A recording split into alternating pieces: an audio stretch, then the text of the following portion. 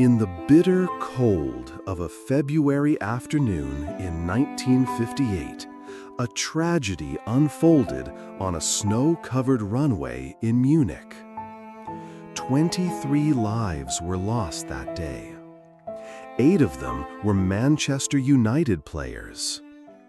They were young, they were fearless, they were called the Busby Babes. But this isn't a story of death. It's a story of rebirth, of how one football club rose from unimaginable loss to become one of the greatest empires the sport has ever seen. It all began in 1878, when a team of railway workers founded Newton Heath. They weren't famous, they weren't rich. In fact, by 1902, they were nearly bankrupt. But fate stepped in. A local brewery owner, John Henry Davies, invested £500 and saved the club. They changed their name to Manchester United, and a new era began.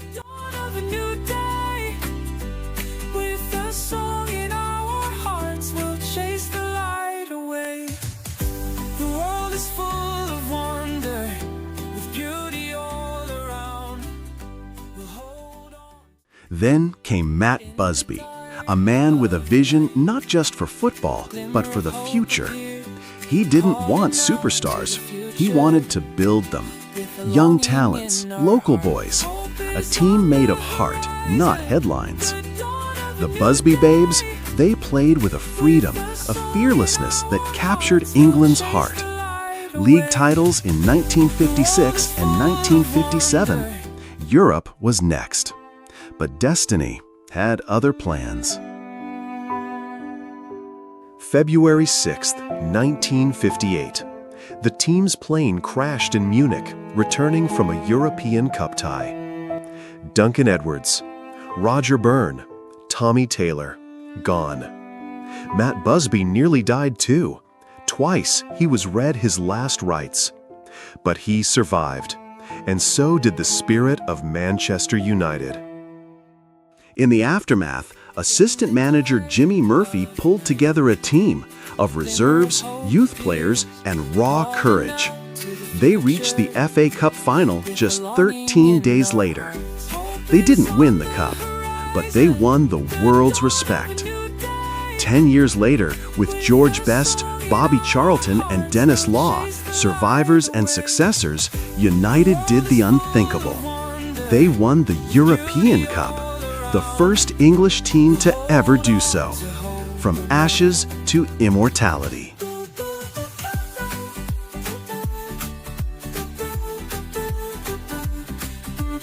In 1986, history repeated itself. United were struggling. Then came a fiery Scotsman from Aberdeen, Alex Ferguson. The early years were tough. He was nearly sacked in 1990. But a single FA Cup goal by Mark Robins saved his job, and that moment changed everything. Ferguson built a dynasty. Cantona, Keane, Beckham, Giggs, Scholes, Ronaldo, Rooney. And in 1999 came the unthinkable. The treble, Premier League, FA Cup, Champions League, all in one season. No English club had done it before. No one has done it since. Hope is on the horizon, the dawn of a new day. With a song in our hearts, we'll chase the light away. The world is full of wonder, with beauty all around. We'll hold on. Sir Alex retired in 2013. Since then, the club has struggled. Different managers, big signings, few trophies. But Manchester United is more than just results. It is pain, it is glory, it is tradition, legacy, and defiance. From the railway yards of Newton Heath, to the silence of Munich, to the thunder of Old Trafford's Stretford End, this club is not just about football. It is about something deeper. Because stories never die. And this one is still being written. The world is full of wonder, with beauty all around. When Sir Alex Ferguson walked away in May 2013, he didn't just leave a football club. He left behind a dynasty, a philosophy, a standard few could match. 26 years, 38 trophies, and a farewell Premier League title, won not with oil money, but with grit, experience, and belief. The throne was empty, and the kingdom would never be the same.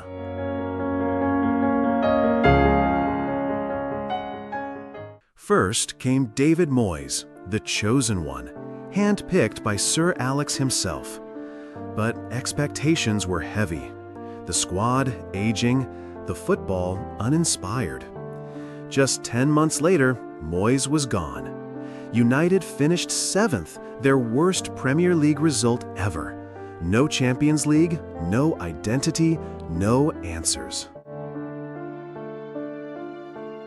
Then came Louis van Gaal, a tactical mind, a European giant.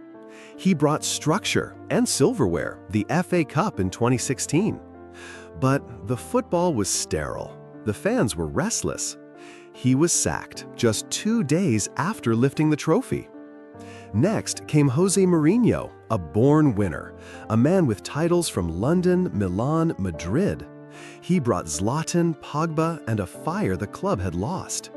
In 2017, United won the League Cup and the Europa League. It was success, but it wasn't joy.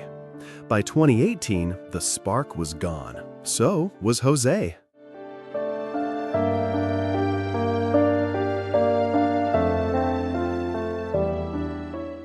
Then came an unexpected face, Ole Gunnar Solskjaer, the baby-faced assassin, a hero of '99, a man who knew the club, the culture, the chants.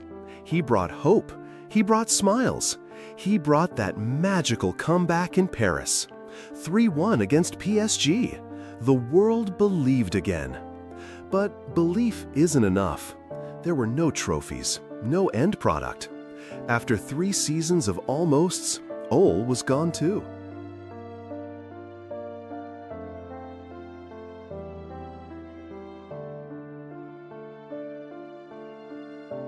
Managers changed. So did the players. Millions spent. Di Maria, Falcao, Sanchez, Lukaku, Maguire, Sancho, Antony. Big names, big price tags, small impact. Behind the scenes, chaos. The Glazer ownership under fire.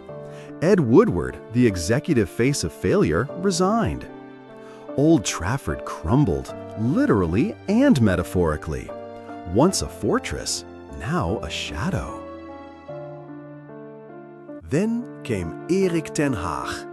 Disciplined, Dutch, a man forged in the Ajax Academy. In his first season, he brought order. He brought Casemiro, Eriksen, Martinez. United won the Carabao Cup, finished top 4. Hope returned. Maar the next season, injuries, internal conflicts, an unsettled dressing room, a club still stuck between eras. Ten Hag survived, maar questions remained.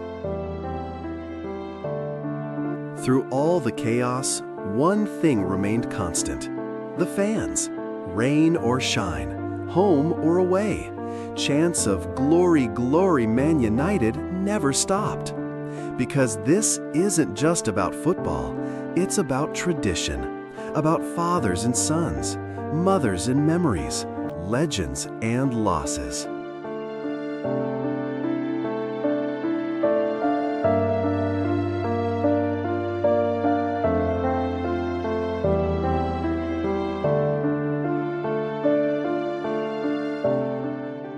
Manchester United is still searching for a style, a leader, a soul.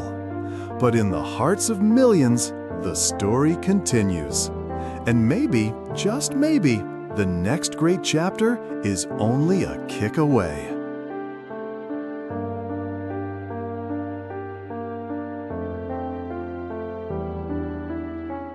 If you've ever screamed at the TV during this clash, subscribe to Legacy and Rivalry, like, and tell us in the comments what was your most unforgettable moment in this rivalry.